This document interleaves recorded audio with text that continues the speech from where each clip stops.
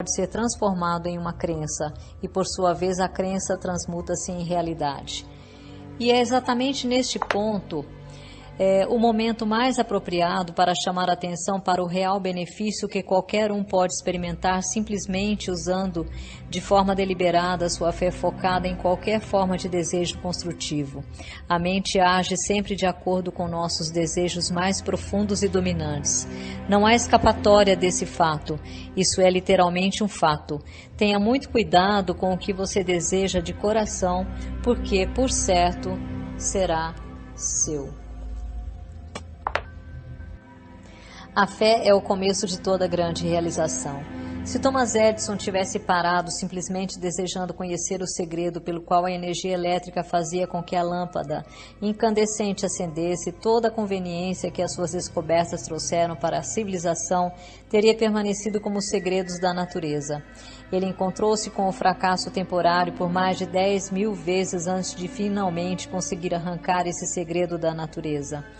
Até que finalmente ela cedeu para ele, porque ele acreditou que conseguiria e, mais importante ainda, continuou tentando até que conseguiu a resposta. Edison descobriu mais os segredos da natureza. Eles teriam sido chamados de milagres em um período anterior, no campo da física, do que qualquer outro homem que já viveu. Isso porque ele ficou íntimo do seu outro eu. Eu ouvi isso da boca do próprio Edison, mas, mesmo que eu não tivesse ouvido, as suas realizações por si mesmas revelaram esse segredo. Nada dentro da razão é impossível para o homem ou a mulher que acredita e confia no seu outro eu. Tudo em que um homem ou uma mulher acreditar ser verdadeiro, a partir daquele instante começa a se tornar verdadeiro. Uma oração é uma expressão do pensamento, algumas vezes expresso em palavras audíveis e outras vezes expresso silenciosamente. Observei por experiência própria que uma oração silenciosa é tão eficaz quanto uma oração expressa em palavras. Observei também que o estado de espírito de quem está rezando é o fator determinante para a oração funcionar ou não. Minha concepção do outro eu, que tenho tentado descrever, é que ele simboliza meramente um novo modo de se chegar à inteligência infinita, um modo pelo qual se pode controlar e direcionar o mais simples processo de combinar a fé com os pensamentos. Isso é somente outra maneira de dizer que agora tenho muito mais fé no poder da oração. O estado de espírito conhecido como fé aparentemente abre o meio para um sexto sentido através do qual se pode comunicar com fontes de poder e informação que ultrapassam e muitos os nossos 5 sentidos. O desenvolvimento desse sexto sentido vem sempre para a sua ajuda, e ele é, na verdade, uma estranha força que vamos assumir. É um anjo da guarda que pode abrir para você, sempre que quiser, a porta para o templo da sabedoria. O sexto sentido é a experiência mais próxima a que já cheguei de algo que se possa chamar de milagre. E ele aparece dessa forma, talvez porque eu não entendo exatamente o método pelo qual esse princípio funciona. O que eu realmente sei é que existe uma força ou uma causa central primeira, ou uma inteligência que permeia cada átomo da matéria e faz parte de cada unidade de energia perceptível pelo homem, que essa infinita inteligência converte ramos em árvores, faz com que a água escorra dos montes em resposta à lei da gravidade, faz a noite após o dia, o inverno após o verão, cada um mantendo o seu próprio lugar e funcionando de forma harmoniosa, bem como o relacionamento entre si. Essa inteligência ajuda a transformar desejos em formas concretas ou materiais. Tenho este conhecimento porque eu experimentei. Por muitos anos venho mantendo o hábito de fazer um inventário de toda a minha vida pessoal, uma vez por ano, com o objetivo de determinar quanto de minhas fraquezas consegui ultrapassar ou eliminar, e também para calcular quanto progresso, se é que tive algum, fiz durante o ano. Capítulo 3. Uma estranha entrevista com o diabo. Enquanto você estiver lendo a entrevista com o diabo, você reconhecerá, a partir da breve descrição que dei da história da minha vida, o esforço desesperado do diabo em me calar antes que eu ganhasse reconhecimento público. Você entenderá também, após ler a entrevista com o diabo, porque a entrevista tinha que ser precedida por esta história pessoal. Antes que você comece a ler a entrevista, eu quero que você tenha uma noção bem clara do tipo de ataque que o diabo fez comigo e lembre-se de que foi esse ataque final que afortunadamente virou o jogo, fazendo com que o diabo ficasse sem saída e tivesse que se confessar. Este trabalho do diabo começou com a crise de 1929. Através daquela feliz virada na roda da vida, perdi 600 acres nas montanhas de Catskill. Meus sentimentos foram a zero. O Harriman National Bank, onde todos os meus fundos estavam depositados, quebrou e com ele se foi todo o meu dinheiro. Antes que eu notasse o que estava acontecendo, me peguei no meio de um furacão espiritual e econômico que se desenvolveu numa catástrofe mundial de tal força que nenhum indivíduo ou grupo de indivíduos poderia suportar. Enquanto esperava a tempestade passar e todo o medo que estava espalhado ceder, me mudei para Washington, D.C., a cidade onde comecei o trabalho, após o meu primeiro encontro com Andrew Carnegie, quase um quarto de século antes. Parecia que não havia nada que eu pudesse fazer, exceto sentar e esperar. Tudo o que eu tinha era tempo. Após 3 anos de espera sem resultados tangíveis, minha alma incansável começou a me empurrar de volta para o serviço. Havia muito poucas oportunidades para eu ensinar uma filosofia de sucesso quando o mundo à minha volta estava no meio do mais abjeto fracasso e as mentes dos homens estavam preenchidas com o medo da pobreza. Este pensamento veio até mim em uma noite, enquanto eu estava dirigindo o meu automóvel em frente ao Memorial de Lincoln, sobre o rio Potomac, dentro da sombra do Capitólio. Com isso veio outro pensamento. O mundo havia experimentado uma crise sem precedentes, através da qual nenhum ser humano tinha o menor controle. Com essa crise veio até mim a oportunidade de testar a filosofia da autodeterminação, a organização à qual eu havia devotado boa parte da minha vida adulta. Uma vez mais, eu tinha a oportunidade de aprender se a minha filosofia era prática ou mera teoria. Notei também que aí estava a oportunidade de testar uma frase de minha autoria, a qual eu havia pronunciado centenas de vezes. Toda adversidade traz consigo a semente de uma vantagem equivalente. Qual, se há alguma, eu me perguntei, foi a vantagem de uma crise mundial para mim? Quando comecei a procurar por uma direção por onde eu poderia testar a minha filosofia, fiz a descoberta mais chocante da minha vida. Descobri que através de alguma estranha força que eu não entendia, eu havia perdido minha coragem. Minha iniciativa tinha sido desmoralizada, meu entusiasmo havia enfraquecido. Pior que tudo isso, eu estava envergonhado em me dar conta de que era o autor de uma filosofia de autodeterminação, porque lá no fundo do meu coração eu sabia, ou pensava que sabia, que eu não poderia fazer a minha própria filosofia, me tirar do fundo do poço e, consequentemente, mudar a situação desesperadora na qual eu me encontrava. Enquanto eu lutava em um estado mental de total confusão e atordoamento, o diabo devia estar dançando de felicidade. Afinal, ele tinha o autor da primeira filosofia de realização e sucesso pessoal paralisado pela indecisão. Mas os inimigos do diabo também deviam estar trabalhando. Enquanto eu estava sentado em frente ao Memorial Lincoln, revisando em retrospecto as circunstâncias que por muitas vezes elevaram-me a grandes realizações, somente para logo depois me deixarem cair de alturas equivalentes, um pensamento feliz chegou até mim, na forma de um plano de ação definido, o qual eu acreditava que poderia me desfazer de uma vez por todas desse sentimento hipnótico de indiferença ao qual eu estava preso. Na entrevista com o diabo, a exata natureza da força pela qual eu havia sido privado da minha iniciativa e da minha coragem foi revelada. É exatamente a mesma força que milhões de outros foram sujeitos durante a grande crise. É a arma principal que o diabo utiliza para enredar e controlar os seres humanos. A essência desse novo pensamento que veio para mim era esta. Apesar do fato de eu ter aprendido com Andrew Carnegie e mais de 500 outros que tiveram sucessos profissionais e pessoais equivalentes, que realizações notáveis em todos os passos da vida vêm através da aplicação do Mastermind, a coordenação harmoniosa de duas ou mais mentes trabalhando para um mesmo objetivo, eu havia falhado em fazer tal aliança com o objetivo de colocar em prática o meu plano de revelar a primeira filosofia individual de sucesso para o mundo. Apesar do fato de eu ter entendido o poder do Mastermind, eu havia sido relapso em apropriar-me e usar essa força. Eu estava trabalhando como um lobo solitário, em vez de associar-me com outras mentes superiores.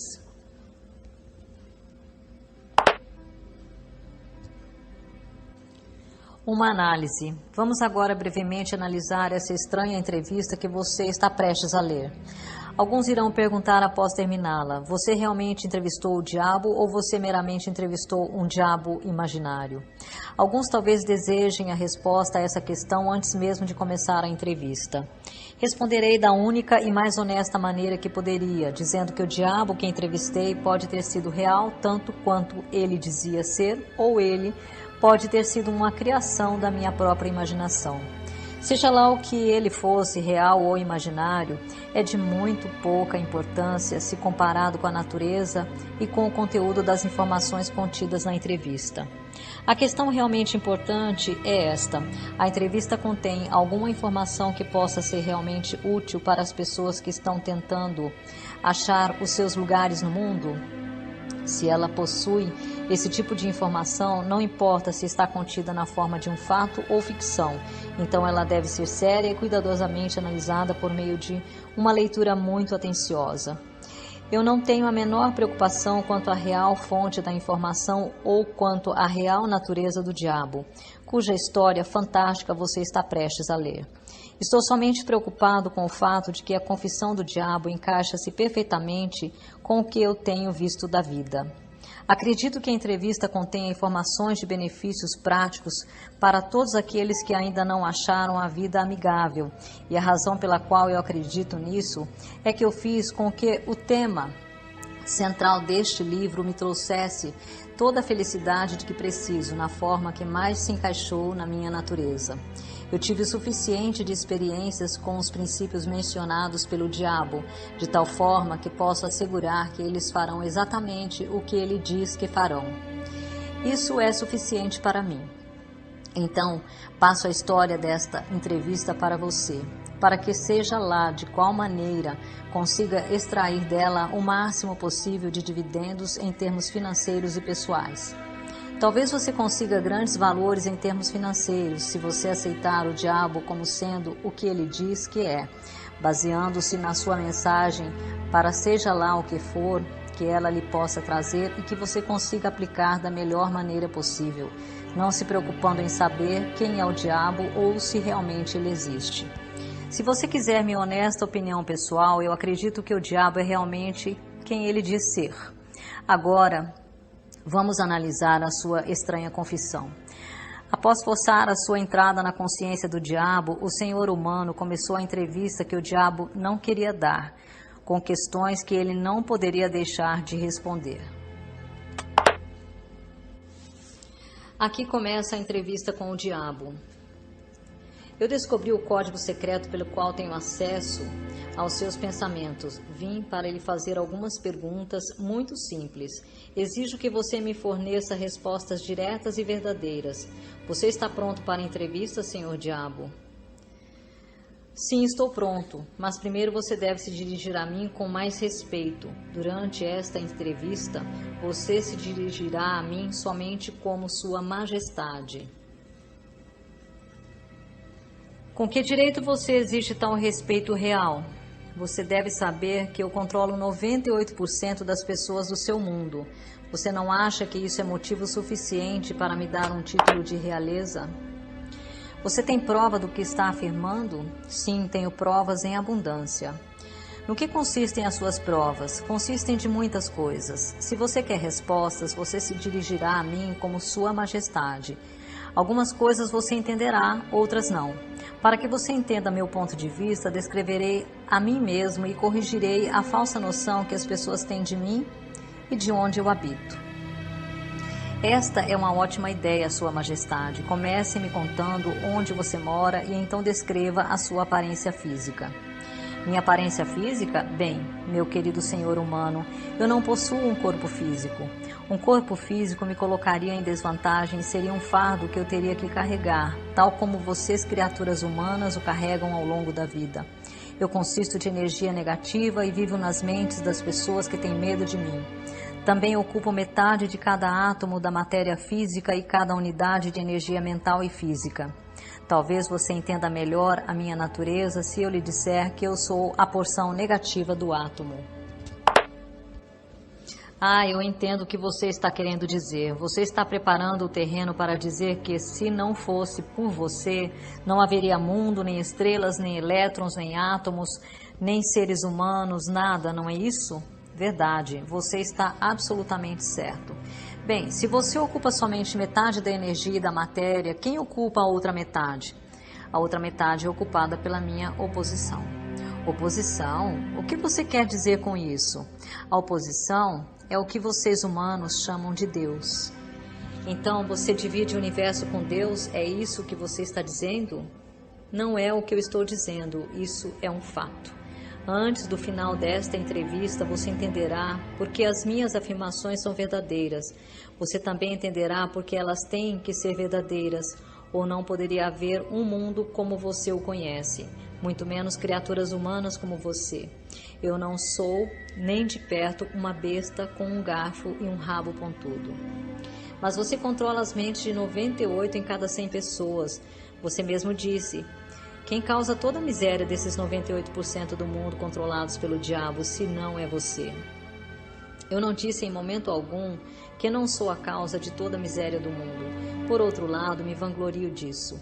O meu negócio é representar o lado negativo de tudo, incluindo os pensamentos negativos de vocês, humanos. De que outra maneira eu poderia controlar as pessoas? A minha oposição controla o pensamento positivo, eu controlo o pensamento negativo. Como você assume o controle das mentes dessas pessoas? Isso é fácil. Eu simplesmente entro em suas mentes e ocupo o espaço que não é usado do cérebro humano. Eu planto as sementes do pensamento negativo nas mentes das pessoas e dessa forma eu consigo ocupar e controlar o espaço. Você deve ter muitos truques e ferramentas pelas quais você ganha o controle e o acesso à mente humana. Para ser claro, eu emprego truques e meios para controlar o pensamento humano. Os instrumentos que eu uso também são inteligentes. Vá em frente e me descreva os seus truques inteligentes, Sua Majestade. Um dos mais astutos instrumentos que eu uso para o controle da mente humana é o medo. Planto a semente do medo nas mentes das pessoas e, conforme essas sementes germinam e crescem, através do uso contínuo dos pensamentos negativos, controlo o espaço que elas ocupam. Os 6 medos mais efetivos são o medo da pobreza, da crítica, da perda da saúde, da perda do amor, da velhice e da morte. Qual desses 6 medos mais o ajuda a assumir o controle, Sua Majestade? O primeiro e o último, pobreza e morte. Em um momento ou outro durante a vida, amarro as pessoas através de um deles ou até de ambos. Planto esses medos nas mentes das pessoas de forma tão inexorável que elas acreditam que esses medos são sua própria criação. Realizo essa tarefa fazendo com que as pessoas acreditem que eu estou lá, esperando-as no portão de entrada da próxima vida, esperando para julgá-las e puni-las por toda a eternidade. É claro que não posso punir ninguém, exceto na própria mente dessa pessoa, através de alguma forma de medo. Mas medo daquilo que não existe é tão útil para mim quanto o medo daquilo que existe. Todas as formas de medo ampliam o espaço que ocupo na mente humana. Sua Majestade, você explicará como ganhou esse controle sobre os seres humanos? A história é muito longa para ser contada em poucas palavras. Tudo começou há mais de 1 milhão de anos, quando o primeiro homem começou a pensar. Até aquele momento, eu tinha o controle sobre todos os homens, mas inimigos meus descobriram o poder do pensamento positivo e o colocou nas mentes dos homens. Aí então começou uma batalha de minha parte para permanecer no controle. Até este momento, eu tenho me saído muito bem. Tenho perdido somente 2% das pessoas para a oposição. O que eu posso extrair da sua resposta é que os homens que pensam são seus inimigos? Isso está certo? Isso não está certo, mas está correto. Me conte mais sobre o mundo em que você vive. Vivo onde quer que eu escolha. O tempo e o espaço não existem para mim. Sou uma força que, para descrever melhor para você, deve ser considerada como energia. Meu lugar físico favorito, conforme lhe falei, são as mentes das pessoas. Controlo uma parte do espaço do cérebro de cada ser humano. A quantidade de espaço que eu ocupo na mente de cada indivíduo depende do quanto e de que tipo de pensamento essa pessoa mantém em sua mente. Conforme já lhe falei, não posso, sob nenhuma hipótese, controlar uma pessoa que pense. Você fala da sua oposição. O que você quer dizer com isso? O meu oponente controla todas as forças positivas do mundo, tal como o amor, a fé, a esperança e o otimismo. O meu oponente também controla os fatores positivos de todas as leis naturais do universo, as forças que mantêm a Terra e os planetas e todas as estrelas de forma harmônica nos seus devidos cursos. Mas essas forças são ínfimas em comparação com aquelas que operam na mente humana que está sob o meu controle. Como você pode ver, não tenho nenhuma intenção de controlar estrelas e planetas, prefiro controlar as mentes humanas.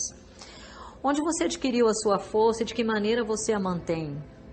Adquiro a minha força me apropriando do poder da mente dos humanos, conforme eles passam pelo portal no momento de suas mortes. 98 de cada 100 que voltam para o meu plano, vindo do plano da Terra, são assumidos por mim, e o poder de sua mente é acrescentado ao meu ser. Pego todos aqueles que vêm com qualquer forma de medo. Estou constantemente trabalhando, preparando as mentes das pessoas antes da morte, de tal forma que eu possa me apropriar delas quando voltarem para o meu plano. Você me dirá como você realiza efetivamente esse trabalho de preparar as mentes humanas de tal forma que você possa ganhar o controle sobre elas? Tenho inúmeras maneiras de ganhar o controle das mentes humanas, enquanto elas ainda estão no plano da Terra. A minha maior arma é a pobreza. Eu deliberadamente desencorajo as pessoas a acumular riqueza material porque a pobreza em si mesma tira a habilidade dos homens de pensar e os faz uma presa fácil para mim. Outro grande aliado meu é a doença. Um corpo doente desencoraja o pensamento. Aí então tenho milhares de trabalhadores na Terra que me ajudam a ganhar o controle das mentes humanas. Tenho esses agentes estrategicamente colocados em todos os lugares, independentemente de raça, credo ou religião. Quem são os seus maiores inimigos na Terra, Sua Majestade? Todos aqueles que inspiram as pessoas a pensar e agir de acordo com as suas próprias iniciativas são meus inimigos. Homens tais como Sócrates, Confúcio, Voltaire, Emerson, Thomas Paine e Abraham Lincoln. E você também não está me fazendo nenhum bem. É verdade que você usa homens que possuem grandes riquezas? Conforme já lhe falei, a pobreza é sempre minha aliada porque ela desencoraja a livre expressão de pensamentos e encoraja o medo nas mentes dos homens. Alguns homens ricos servem à minha causa, enquanto outros me atrapalham muito, dependendo da forma como esta riqueza é utilizada. A fortuna do grande Rockefeller, por exemplo, é uma das minhas piores inimigas. Isso é interessante, Sua Majestade. Você pode me contar por que você teme a fortuna dos Rockefellers mais do que as outras? O dinheiro de Rockefeller está sendo usado para isolar e conquistar a cura de doenças do corpo físico em várias partes do mundo. A doença sempre foi uma das minhas armas mais eficazes. O medo da doença só perde para o medo da pobreza. O dinheiro de Rockefeller está ajudando na descoberta de novos segredos da natureza em centenas de modos diferentes, onde todos esses meios estão sendo utilizados para ajudar homens a terem total controle sobre suas próprias mentes. Esses meios estão encorajando novos e melhores métodos de alimentação, de vestuário e habitação. Esse dinheiro está sendo usado para acabar com favelas nas grandes cidades, lugares onde meus aliados favoritos são encontrados. Está também financiando campanhas por governos melhores e ajudando a acabar com a desonestidade na política. Está colaborando para melhorar os padrões de negócios do mundo e encorajando homens de negócio a conduzirem suas empresas pela regra de ouro, e isso não é bom para a minha causa. O que você pode me dizer sobre garotos e garotas que as pessoas dizem que estão no caminho para o inferno? Você os controla também? Bem, eu posso responder essa questão somente com sim e não. Corrompi as mentes desses jovens, os ensinando a beber e a fumar, mas eles têm me surpreendido com uma tendência muito séria de pensar por si mesmos. Você diz que corrompeu as mentes dos jovens com álcool e cigarros. Consigo entender como a bebida alcoólica pode destruir o poder do pensamento independente, mas não consigo enxergar de que forma os cigarros podem ajudar na sua causa. Você pode não saber, mas os cigarros quebram o poder da persistência, eles destroem o poder da resistência, acabam com a habilidade de concentração. Eles matam e diminuem a imaginação e ajudam em muitos outros meios para que as pessoas não usem as suas mentes de forma mais efetiva. Você sabia que tenho milhões de pessoas, jovens e velhas de ambos os sexos, que fumam 2 maços de cigarros por dia? Isso significa que eu possuo milhões de pessoas que estão gradualmente destruindo o seu poder de resistência. Um dia adicionarei ao seu hábito de fumar cigarros outros hábitos destruidores de pensamento até o momento exato de ganhar o controle de suas mentes. Hábitos vêm em pares, em trios e em quartetos. Qualquer hábito que enfraqueça a força de vontade de uma pessoa também abre portas para outros hábitos negativos possuírem a mente dessa pessoa. O hábito do cigarro não somente diminui o poder de resistência, como também desencoraja a persistência, além de enfraquecer outras relações humanas. Nunca pensei que cigarros pudessem ser uma arma de destruição, Sua Majestade, mas a sua explicação dá um novo enfoque no assunto. Quantos se entregam a esse hábito destrutivo de que você tanto se gaba? Eu estou orgulhoso dos meus números. Milhões agora são vítimas e o número cresce dia a dia. Em breve, devo ter a maior parte do mundo entregue a esse hábito. Em milhares de famílias, tenho seguidores desse hábito, incluindo cada membro da família. Garotos e garotas muito jovens estão se entregando a ele. Eles estão aprendendo como fumar apenas observando seus pais, irmãos mais velhos e irmãs. Quais os 2 você considera a maior arma para ganhar o controle das mentes humanas, o cigarro ou a bebida?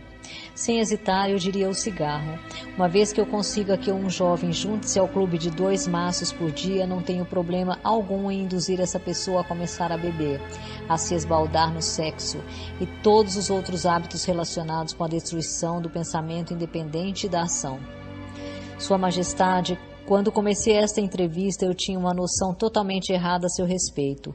Pensava que você era uma fraude e um tanto quanto irreal. Mas agora vejo que você é muito real e realmente muito poderoso. A sua desculpa é aceita. Mas você não precisa se preocupar. Milhões de pessoas já questionaram o meu poder e a maior parte delas eu peguei no meu portal, assim que elas fizeram a passagem. Não peço que ninguém acredite em mim. Prefiro que as pessoas tenham medo de mim. Não sou um mendigo, consigo tudo o que quero pela inteligência e pela força. Mendigar para que as pessoas acreditem nos meus princípios não faz parte da minha natureza e sim da minha oposição. Sua Majestade, por favor, me perdoe se eu estiver sendo rude, mas eu não seria capaz de me olhar no espelho novamente se não lhe dissesse aqui e agora que você realmente é uma desgraça porque se aproveita de pessoas inocentes. Sempre tive o conceito errado a seu respeito. Eu pensava que você era gentil o suficiente para deixar as pessoas em paz enquanto elas estivessem vivendo, que você torturava suas almas somente após a sua morte. Mas agora vi, pela sua própria confissão, que você destrói o direito ao livre pensamento e faz com que as pessoas vivam um verdadeiro inferno na Terra. O que você tem a dizer em relação a isso? Eu consigo o que quero exercendo o autocontrole. Não é tão bom para a minha causa, mas sugiro que você me imite em vez de me criticar. Você se auto-intitula um pensador, e você realmente é, pois de outra forma você nunca teria me forçado a confessar minha natureza numa entrevista como esta. Mas você nunca será o tipo de pensador que me amedronta, a não ser que você consiga ganhar e exercer total controle sobre suas próprias emoções. Bem, vamos nos afastar desse assunto de personalidades. Vim aqui para aprender mais sobre você e não para discutir a meu respeito. Por favor, vamos em frente e me conte quais outros dos muitos truques que você tem para ganhar o controle da mente humana? Qual a sua arma mais poderosa exatamente agora? Essa é uma questão difícil de responder. Tenho tantos meios e instrumentos para entrar e controlar as mentes humanas que é difícil dizer qual é o mais poderoso. Exatamente neste momento estou tentando fazer uma nova guerra mundial. Os meus amigos aqui em Washington estão me ajudando a envolver os Estados Unidos nessa guerra. Se eu conseguir fazer com que o mundo comece a se matar de forma maciça, serei capaz de colocar em ação o meu instrumento favorito para o controle da mente. o que você pode chamar de medo sistêmico e generalizado. Usei este instrumento para trazer a Guerra Mundial de 1914. Também utilizei para causar a crise econômica de 1929. E se a minha oposição não tivesse se adiantado a mim, neste momento eu estaria controlando cada homem, mulher e criança neste mundo. Você pode ver por si mesmo o quão perto eu cheguei para a dominação completa do mundo, aquilo por que venho lutando para conseguir há milhares de anos. Sim, estou entendendo. Quem não entenderia? Você é um manipulador muito engenhoso das mentes das pessoas. Você usa o seu poder diabólico somente em pessoas de posição privilegiada e de grande influência? Ah, não. Eu uso as mentes de pessoas de todas as classes. Na verdade, prefiro o tipo de pessoa que não pensa por si mesma. Consigo manipular esse tipo de pessoa sem nenhuma dificuldade. Eu não poderia controlar 98% das pessoas do mundo se todas fossem hábeis para pensar por si mesmas. Estou interessado no bem-estar de todas aquelas pessoas que você diz controlar. Eu desejo que você me conte todos os truques utilizados para entrar e controlar as mentes. Quero uma confissão completa, portanto, comece com seu truque mais ardiloso. Isso que você está me forçando a fazer chama-se suicídio, mas eu não tenho o que fazer. Acalme-se. Colocarei em suas mãos a arma pela qual milhões de co-irmãos seus poderão se defender de mim. Capítulo 4. Alienando-se com o diabo. Diga-me primeiro qual o seu truque mais inteligente, aquele que você usa para capturar o maior número possível de pessoas. Se você me forçar a revelar esse segredo, isso significará a perda de milhões de humanos que hoje habitam o planeta Terra e ainda milhões que estão por nascer. Eu lhe imploro que me permita passar por esta questão sem respondê-la. Então, Sua Majestade, o diabo, está com medo de uma simples e humilde criatura humana? Isso está certo mesmo? Certo para mim não está. Mas é verdade, você não tem necessidade de roubar a minha ferramenta de trabalho mais importante. Por milhões de anos dominei as criaturas humanas através do medo e da ignorância. Aí você vem e pensa em destruir as minhas armas, fazendo com que eu conte como as uso contra as pessoas. Você não se deu conta de que, se me forçar a revelar meus segredos, perderei a minha vantagem e meu poder sobre as mentes que porventura lerem esta confissão? Você não tem compaixão? Onde está o seu senso de humor? Você não sabe brincar? Pare de enrolar e comece a confessar. Quem você pensa que é para pedir compaixão, se ambos sabemos que, se você pudesse, me destruiria? Quem é você para falar em senso de humor e habilidade em jogar e brincar? Logo você que pune pessoas inocentes, utilizando-se dos seus métodos e ignorâncias. O meu verdadeiro negócio aqui, se é que se pode chamar assim, é ajudar a abrir as portas das prisões autoimpostas na qual homens e mulheres estão confinados pelos medos que você vem plantando em suas mentes. A arma mais poderosa que possuo sobre os seres humanos consiste em 2 princípios secretos de controle mental. Primeiramente, falarei sobre o princípio do hábito, através do qual eu silenciosamente entro nos recônditos das mentes das pessoas. Operando através desse princípio, estabeleço, gostaria de poder evitar o uso desta palavra, o hábito de alienar. Quando uma pessoa começa a alienar-se em qualquer assunto, ela se dirige diretamente para as portas do que vocês, seres humanos, chamam de inferno. Descreva todos os modos com que você induz as pessoas a se alienarem. Defina a palavra alienação e conte-nos exatamente o que ela significa. A melhor definição que posso dar para a palavra alienação é afirmando que todas as pessoas que pensam por si mesmas nunca se alienam, enquanto aquelas que não pensam ou pensam o mínimo possível são as chamadas alienadas. Um alienado é aquele que se deixa ser influenciado e controlado por circunstâncias externas à sua mente. Ele prefere deixar que eu ocupe a sua mente e use o seu intelecto do que ter o trabalho de pensar por si mesmo. O alienado é aquele que aceita qualquer coisa que a vida lhe oferece sem julgar ou lutar por aquilo que quer, porque na verdade ele não sabe o que quer da vida e gasta boa parte do seu tempo tentando justamente descobrir isto. Um alienado emite muitas opiniões, mas elas não são suas. A maior parte delas provém de mim. O alienado é aquele que é muito preguiçoso para usar o seu próprio cérebro. E essa é a principal razão de por que eu consigo assumir o controle de seus pensamentos e plantar as minhas ideias na sua mente. Acho que compreendi bem o que é um alienado. Diga-me exatamente quais são os hábitos das pessoas que se alienam ao longo de sua existência.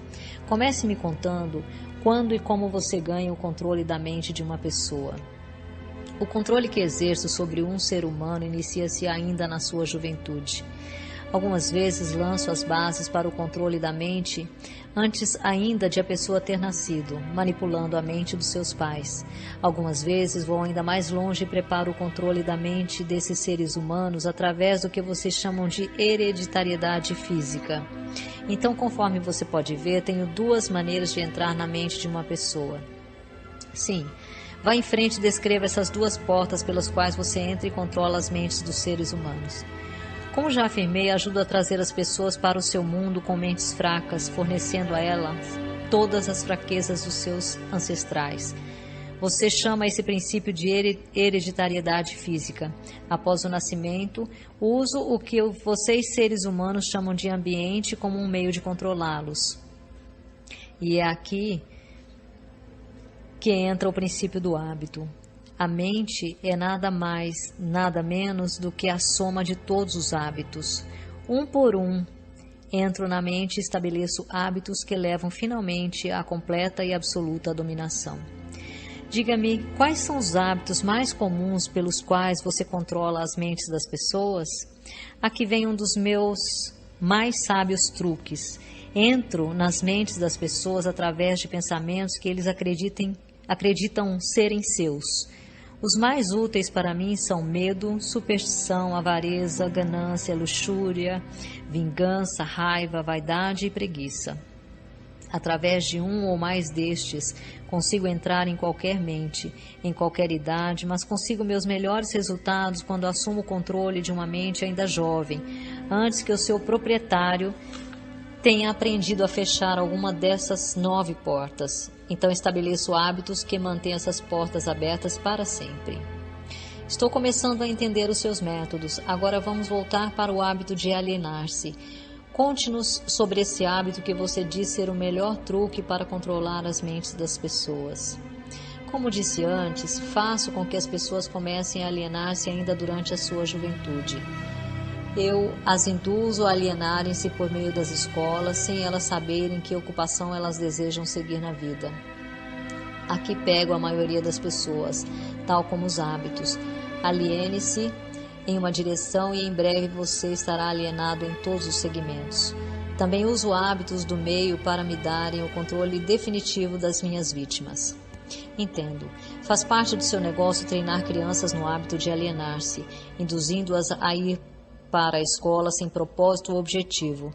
Agora me conte alguns dos seus outros truques pelos quais você faz as pessoas alienarem-se. Bem, meu segundo melhor truque em desenvolver o hábito de alienar-se é um que coloco em operação em conjunto com pais, professores e instrutores religiosos. Eu o previno a não me forçar a mencionar nesse truque, não o revele. Se você o fizer, você será odiado pelos co-trabalhadores que me ajudam a usá-lo. Se você publicar essa confissão em forma de um livro, o seu livro será barrado das escolas. Ele certamente irá para a lista negra da maioria dos religiosos.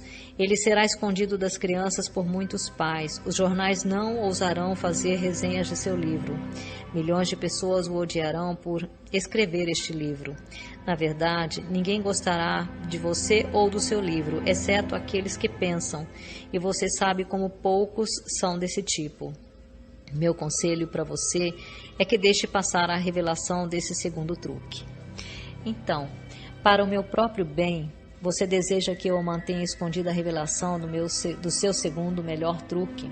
Ninguém gostará do meu livro, exceto aqueles que pensam, é isso? Muito bem, vá em frente e responda.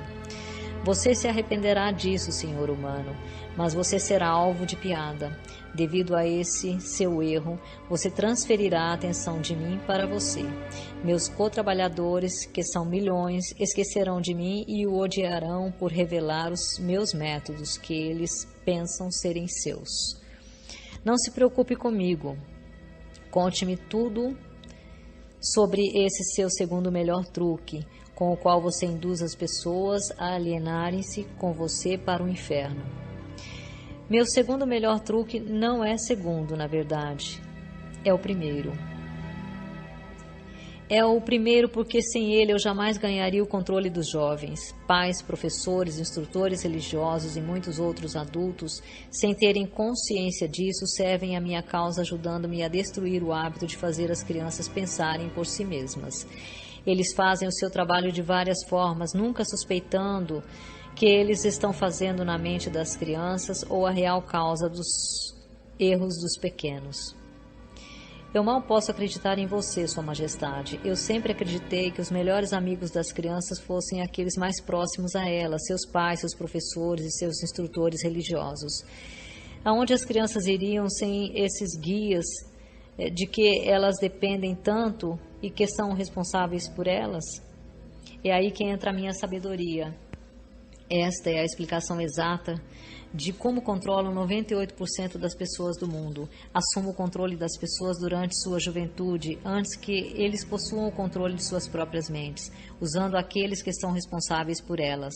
Preciso especialmente da ajuda daqueles que ministram instruções religiosas às crianças, porque é aqui que eu acabo com o pensamento independente e começo o hábito da alienação, confundindo as mentes das pessoas com ideias que não são provadas e que têm a ver com um mundo de que elas não conhecem ainda. É também aqui que eu planto na mente das crianças o maior de todos os medos, o medo do inferno. Entendo que é muito fácil para você assustar as crianças com ameaças do inferno, mas como você consegue fazer com que elas continuem a temer você e o seu inferno após elas tornarem-se adultas e pensarem por si mesmas? As crianças crescem, mas nem sempre aprendem a pensar por si mesmas. Uma vez que eu consiga capturar a mente de uma criança através do medo, enfraqueço a habilidade dessa criança de pensar racionalmente e também de pensar por si mesma. E essa fraqueza ela carrega durante toda a vida.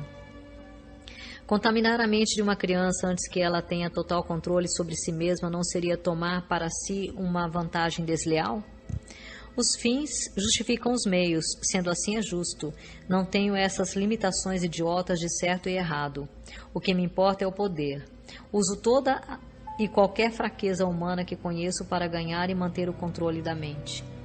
Entendo a sua natureza diabólica e agora vamos voltar a discutir mais sobre os métodos que você utiliza para induzir as pessoas a alienarem-se, transformando suas vidas em um inferno na terra.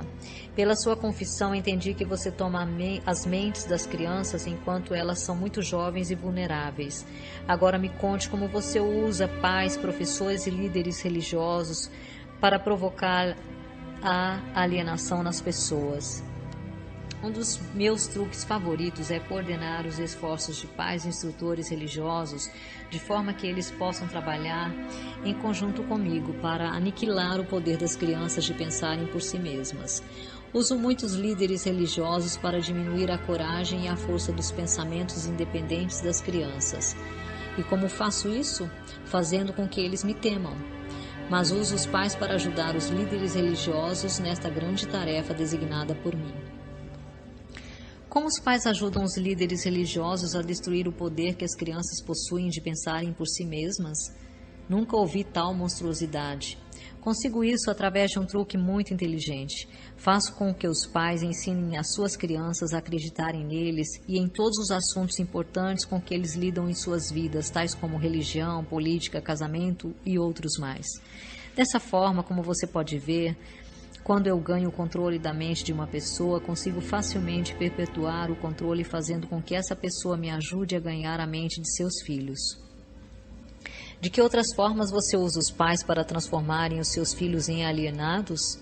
Faço com que as crianças se tornem alienadas simplesmente fazendo-as seguirem o exemplo de seus pais, dos quais a maioria eu já tenho controle e os tenho como ajudantes eternos da minha causa.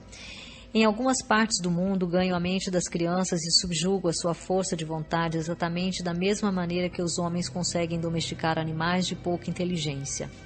Não faz nenhuma diferença para mim de que forma a vontade de uma criança é subjugada, contanto que ela tenha algum tipo de medo. Entrarei nessa mente através do medo e limitarei o seu poder de pensar independentemente. Me parece que você faz qualquer coisa para que as pessoas não pensem.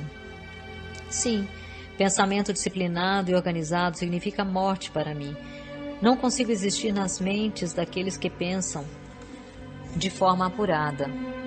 Não me importa o que as pessoas pensem, desde que elas pensem com foco no medo, no desencorajamento, no desespero e na destruição. Quando elas começam a pensar de forma construtiva em termos de fé, coragem, esperança e com propósitos definidos, elas imediatamente se tornam aliadas da minha oposição e, consequentemente, eu as perco. Estou começando a entender como você ganha o controle das mentes das crianças através da ajuda de seus pais e instrutores religiosos, mas não vejo como professores podem ajudá-lo nesse trabalho tão tenebroso. Os professores me ajudam a ganhar o controle das mentes das crianças, não tanto pelo que ensinam a elas, mas muito mais pelo que eles não ensinam.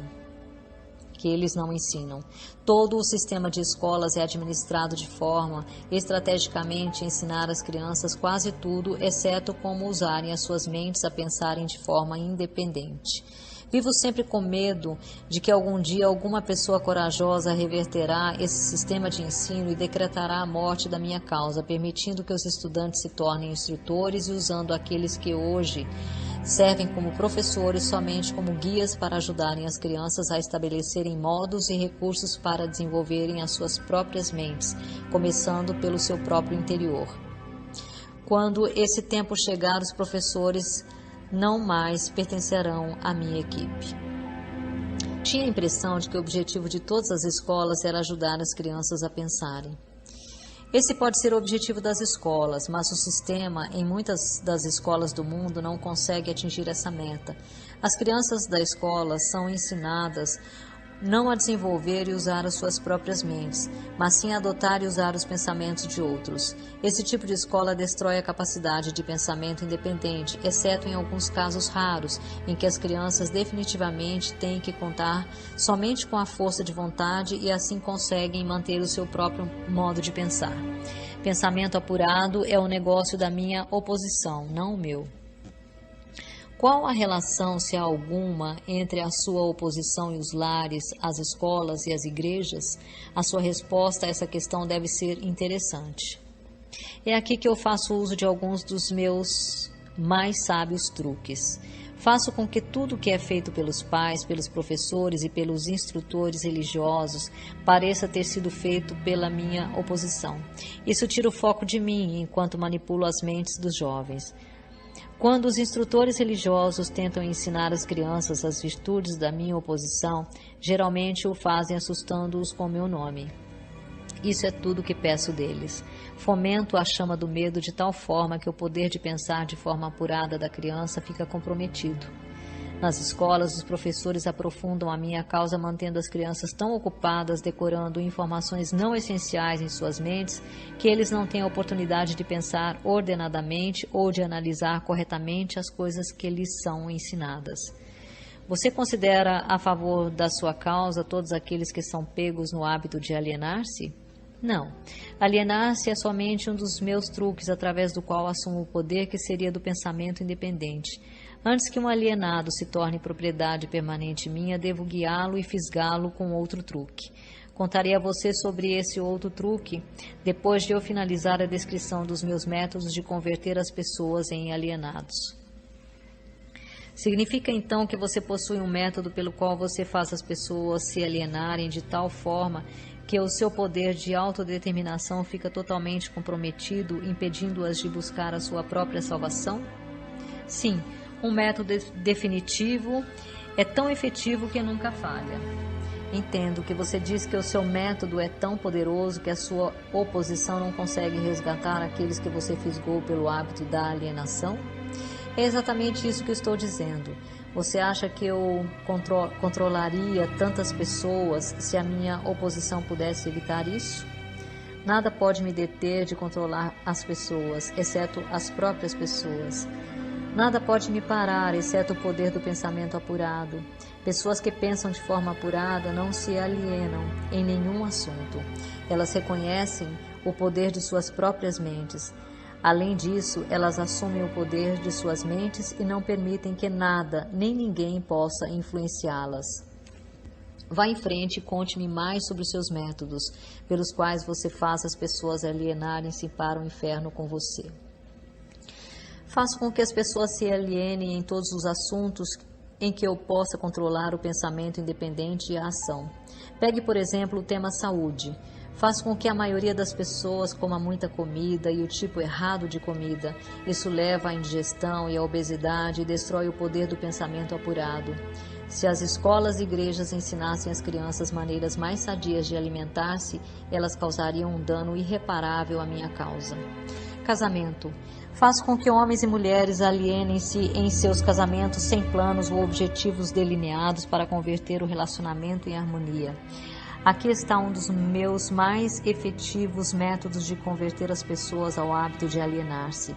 Faço com que as pessoas casadas discutam e briguem sobre assuntos financeiros. Eu as faço brigar e desentender-se sobre a forma de educar as crianças. Faço com que eles entrem em controvérsias desagradáveis sobre os seus próprios assuntos íntimos e em desacordo sobre amigos e atividades sociais. Eu os mantenho tão ocupados procurando falhas um no outro que eles nunca têm tempo suficiente para fazer qualquer coisa que pudesse quebrar o hábito da alienação. Profissão. Ensino as pessoas a tornarem-se alienadas, fazendo com que elas abandonem as escolas para pegar o primeiro emprego que acham, sem nenhum plano ou objetivo definido, sem nenhuma meta ou propósito, exceto a sobrevivência. Através desse truque, mantenho milhões de pessoas tomadas pelo medo da pobreza durante todas as suas vidas. Através desse medo, eu as guio lentamente, mas sempre para frente, até o ponto em que nenhum indivíduo consegue quebrar o hábito da alienação. Poupança. Faço com que as pessoas gastem deliberadamente e que economizem o mínimo ou nada, até que eu as tenho totalmente sob controle pelo medo da pobreza. Ambiente. Faço com que as pessoas alienem-se em ambientes desarmoniosos e desagradáveis em seus lares, nos lugares onde trabalham, nos seus relacionamentos com parentes e desconhecidos, e faço com que eles fiquem nesses ambientes até que eu os tenha sob controle no hábito da alienação. Pensamentos dominantes. Faço com que as pessoas alienem-se caindo no hábito de pensar negativamente. Isso leva a atos negativos e envolve as pessoas em controvérsias e preenche as suas mentes com temores, pavimentando dessa forma o caminho para eu entrar e controlar as suas mentes. Quando entro, faço com que as pessoas pensem que esses pensamentos negativos são criações suas. Planto as sementes do pensamento negativo nas mentes das pessoas através do púlpito das igrejas, dos jornais, dos filmes, do rádio e de todos os outros meios de que a mídia se utiliza para chegar até a mente. Faço com que as pessoas me permitam tomar conta de seus pensamentos porque elas estão muito preguiçosas ou muito indiferentes para pensarem por si mesmas. Concluo pelo que você diz que alienação e procrastinação são a mesma coisa, é verdade? Sim, isso é verdade. Qualquer hábito que leve uma pessoa a procrastinar, de tal forma que a pessoa deixe para depois tomar uma decisão definitiva, conduz ao hábito da alienação. O homem é a única criatura que se aliena? Sim, todas as outras criaturas movem-se de acordo com as leis definidas pela natureza. O homem sozinho desafia as leis da natureza e aliena-se quando quer.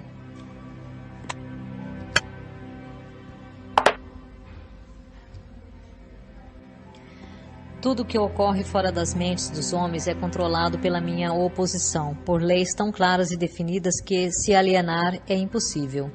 Controlo as mentes dos homens somente devido aos seus hábitos de se alienarem, que é outra maneira de dizer que controlam as suas mentes somente porque eles negligenciam e recusam-se a controlar e usar as suas próprias mentes. Isso está ficando uma coisa muito profunda para um mero ser humano. Vamos voltar para a discussão de algo menos abstrato. Por favor, me diga como o hábito da alienação afeta as pessoas no dia a dia da vida e diga-me também, de que forma uma pessoa mediana conseguiria entender? Eu preferiria manter essa entrevista entre as estrelas, em alto nível. Não tenho dúvida que você preferiria, e isso o pouparia de ficar exposto. Mas vamos voltar para a Terra. Diga-me agora, o que o hábito da alienação está fazendo para nós, como nação aqui nos Estados Unidos? Francamente, devo dizer a você que eu odeio os Estados Unidos de tal forma que só o diabo pode odiar. Isso é interessante. Qual a causa desse ódio? A causa nasceu em 4 de julho de 1766, quando 56 homens assinaram um documento que destruiu as minhas chances de controlar a nação. Você conhece esse documento como a Declaração da Independência. Não tivesse sido pela influência desse maldito documento, eu teria neste momento um ditador governando o país. E aí eu poderia parar com essa coisa de direito de livre discurso e pensamento independente, atributos que estão ameaçando o meu comando sobre o planeta Terra. Pelo que estou entendendo e pelo que você diz, as nações que são controladas por ditadores que se autoelegeram pertencem ao seu campo? Não existem ditadores autoescolhidos. Elejo e escolho a todos. Além disso, eu os manipulo e os direciono em seus trabalhos. Meus ditadores sabem o que eles querem e tomam o poder pela força. Olhe o que eu fiz através de Mussolini na Itália. Olhe o que estou fazendo através de Hitler na Alemanha. Olhe o que estou fazendo através de Stalin na Rússia. Meus ditadores governam essas nações para mim, porque as pessoas foram subjugadas pelo hábito da alienação. Meus ditadores não se alienam. E é esse o motivo pelo qual eles governam para mim milhões de pessoas e as mantêm sob meu controle. O que aconteceria se Mussolini, Stalin e Hitler se tornassem traidores e desobedecessem a você e a sua regra? Isso não acontecerá porque eu os tenho à custa de uma propina bem paga. Estou pagando cada um deles com a medida de suas vaidades, fazendo com que eles acreditem que as suas ações são próprias. Isso é um truque meu. Vamos voltar aos Estados Unidos e aprender alguma coisa do que você está fazendo para converter as pessoas ao hábito da alienação. Exatamente agora estou pavimentando a estrada para um regime ditatorial, semeando as sementes do medo e a incerteza nas mentes das pessoas. Através de quem você está realizando o seu trabalho? Principalmente através do presidente Franklin Roosevelt. Estou destruindo a sua influência com as pessoas, fazendo com que ele se aliene na questão de trabalhar um acordo entre empregadores e seus empregados. Se eu conseguir induzi-lo a alienar-se por mais um ano, ele será tão fortemente desacreditado que eu poderei entregar o país a um ditador. Se o presidente continuar a alienar-se, eu paralisarei a liberdade pessoal nos Estados Unidos. Do mesmo jeito que eu destruí na Espanha, na Itália, na Alemanha e na Inglaterra. O que você está dizendo leva-me a uma conclusão de que se alienar é uma fraqueza que inevitavelmente acaba em fracasso, seja por indivíduos ou nações. É isso que você prega? Alienar-se é a causa mais comum de fracasso em qualquer momento da vida. Consigo controlar qualquer um que possa induzir a formar o hábito da alienação, seja qual for a área de atuação. As razões para isso são duas. Primeira, o alienado fica tão vulnerável que consigo moldá-lo com as minhas próprias mãos e dar a forma que eu escolher a ele. Isso tudo porque a alienação destrói o poder da iniciativa individual. Segundo, o alienado não consegue buscar ajuda da minha oposição, porque a oposição não é atraída por nada que seja leve e inútil. É por isso que poucas pessoas são ricas, enquanto que a maioria das pessoas é pobre? É essa